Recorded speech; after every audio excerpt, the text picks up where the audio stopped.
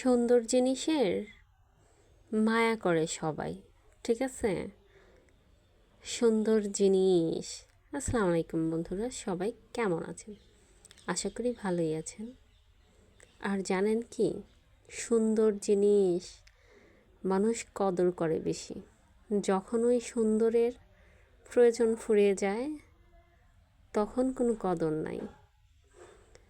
তো হ্যাঁ, যেমন এই ফুল অনেক সুন্দর না?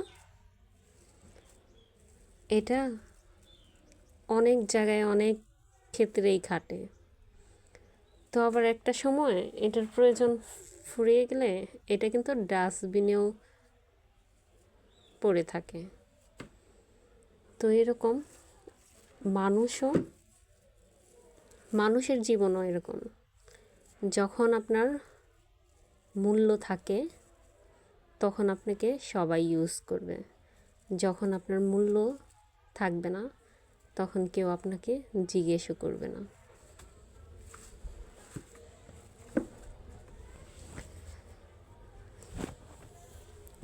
আর বুঝি না সুন্দর বলতে কি বোঝায় মানুষ। এখনকার যুগে সুন্দর বলতে আপনার বোঝায় ওই সুন্দর চামড়া, ঠিক আছে?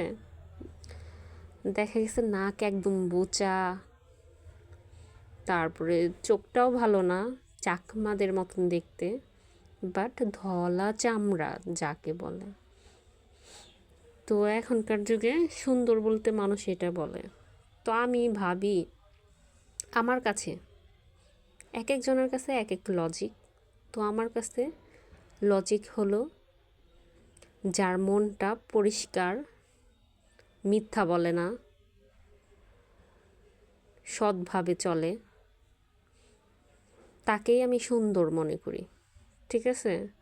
কিন্তু এখনকার যুগের মানুষরা সুন্দর বলতে কি বোঝায়? ব্যবহার এত খারাপ, মুখের ভাষা ঠিক নাই, কিন্তু ধলা চামড়া, তাকেই সুন্দর বলে। তো অবশ্য ভালো মন্দ মিলে এই তো জীবন। কে কী ভাবলো, কে কী করলো, ওইটা দেখতে যাবেন না। দেখলে আপনি জীবনে কিছু করতে পারবেন না। ওই আমার মতো ওই পিছনেই পড়ে থাকবেন। তো নিজের জন্য বাঁচুন, নিজের জন্য করুন। কে কী করলো, আই ডোন্ট কেয়ার। আপনি কার কাছে কেমন সেটা কারো কাছে বুঝাতে যাবেন না। বুঝাতে গেলেই আপনার মূল্য থাকবে না ওইখানে। যেমন একটা সময় এই ফুলের অনেক মূল্য ছিল, বাট এখন পড়ে থাকে। আর একটা কথা মাথায় রাখবেন, প্রিয়জন কখন প্রয়োজন হয় না। প্রিয়জন সবসময় প্রিয়জনই থাকে, ঠিক আছে? অনেক কিছুই বলি, কিছু কথা মন থেকে আসে, আবার কিছু কথা মাথায় সারা দিন ঘুরে, এটা বলবো এটা বলবো।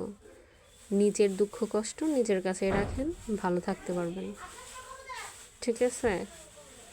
কারো কাছে শেয়ার করবেন হালকা করার জন্য মনের দুঃখ, বাট সেটাই তো পেয়ার হয়ে যাবে। দেখবেন সেটা নিয়েই কত বড় ইস্যু। একটু ঝামেলা হলে সেটা নিয়েই